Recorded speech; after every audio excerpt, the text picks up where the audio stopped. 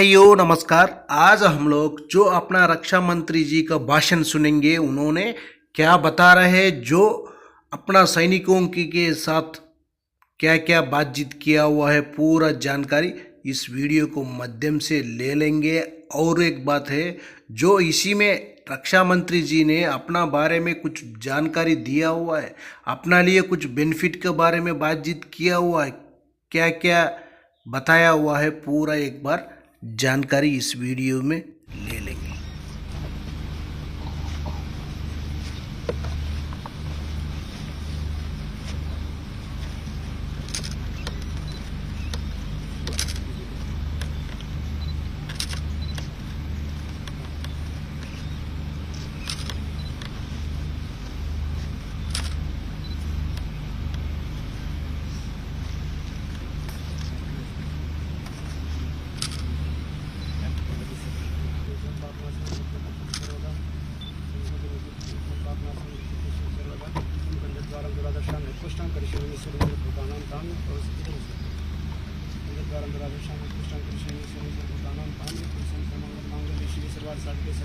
गौरी नारायण शरणागति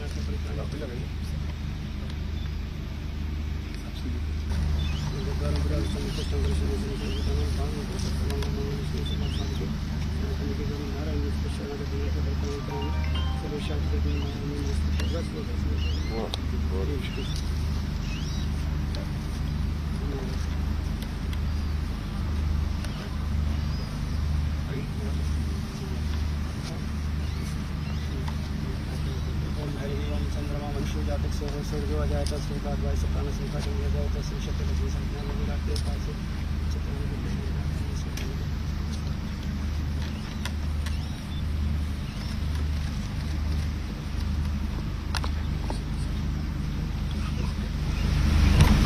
ओम हरि ओम चंद्रमा मनसो जातक्षसो सूर्यो अजायत श्रोताद्वाश्च प्राणसमुखादग्निरजायत सृष्यते लक्ष्मी सपत्न्या बहो रात्रे पार्श्वे नक्षत्राणि रूपसनो जातं कृष्णनिखानं मम महिखान सर्वलोकं महिखान ओम गणानां त्वा गणपति गंगवामहे बुधीनां त्वा निधिपति गंगवामहे प्रियाणां त्वा प्रियपति गंगवामहे वशो मम आहम जानि गर्भधम समजासि गर्भधम ओम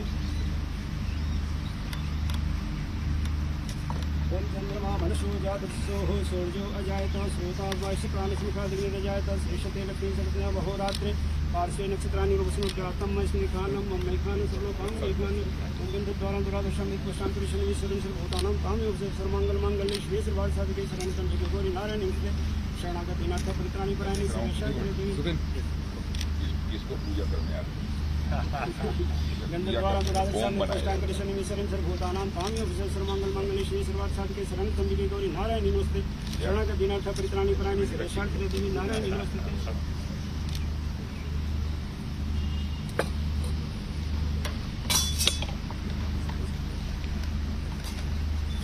आह्वानं न जानामि विसर्जनं पूजां चैव न जानामि क्षम्यतां परमेश्वर मंत्रहीनं प्रियाहीनं भक्तिहीनं सुरेश्वर यत् पूजितं मया देव क्षम्यतां परमेश्वर क्षम्यतां परमेश्वर या देवी सर्वभूतेषु शक्तिरूपेण संस्थिता नमस्तस्यै नमस्तस्यै नमस्तस्यै नमो नमः।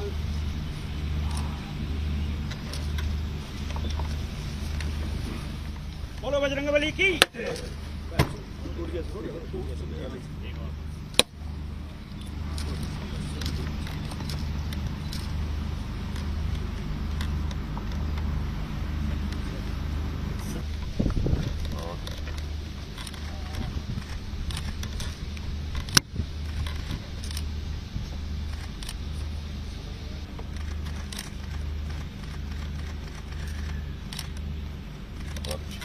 जनरल उपमंजी द्विवेदी, डिफेंस सेक्रेटरी श्री राजेश कुमार सिंह, यूसीएनसी eastern command lieutenant general R C Tiwari, lieutenant general Raghu Srivastava, DGBRO lieutenant general Zubin K Mewala, UC 33 core army और हमारे बीआरओ के सभी जवानों और मेरे ऑफिसर, मेरे बहादुर जवानों साथियों, आज विजयादशमी के पावन पर्व पर यहाँ पर शस्त्र पूजा का आयोजन हुआ है।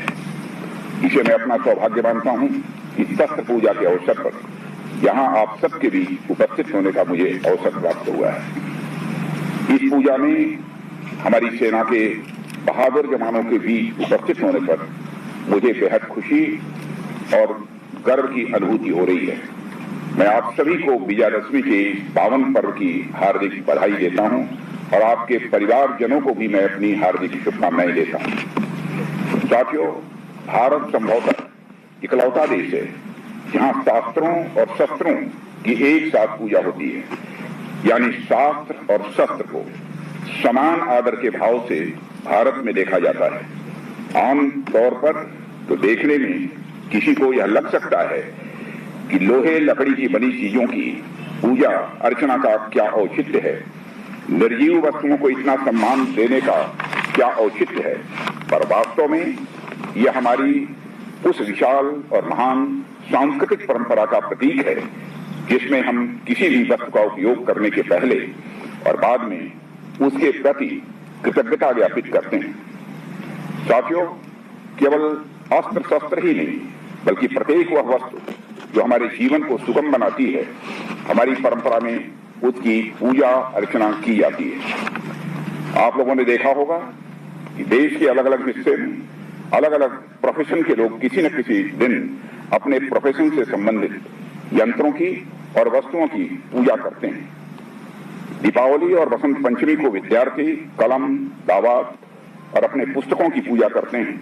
म्यूजिशियन अपने तरह तरह के वाद्य यंत्रों की भी पूजा करते हैं। लोहे और सोने के व्यवसाय से जुड़े लोग अपने व्यवसाय से संबंधित यंत्रों की भी पूजा करते हैं। साथियों, हम में से अधिकांश लोग किसान परिवार से ताल्लुक रखते हैं। हमारे यहाँ हंसिया, दांती, फावड़े, कुदाल और अब ट्रैक्टर आदि यंत्रों और मशीनों की पूजा होती है। आप में से जो लोग महाराष्ट्र गए होंगे उन्होंने देखा होगा कि सितंबर माह में वहां के किसान पोला नामक उत्सव मनाते हैं, जो उनके बैलों के सम्मान में यह आयोजित किया जाता है। उस दिन पूरे प्रदेश के किसान एक आयोजन स्थल पर ले जाते हैं, उनकी पूजा करते हैं और उनके प्रति आभार व्यक्त करते हैं।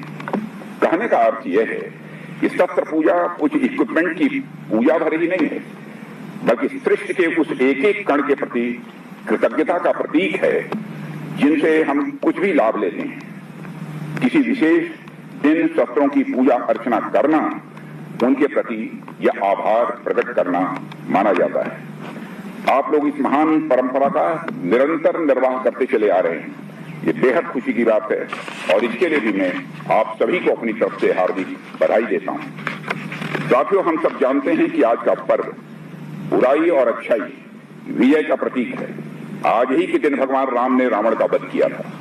भगवान राम ने बुराई के प्रतीक रावण पर जब विजय हासिल की थी तो वह विजय राम ने सिर्फ अपने लिए हासिल नहीं की थी, राम ने वह लड़ाई पूरी मानवता के लिए लड़ी थी।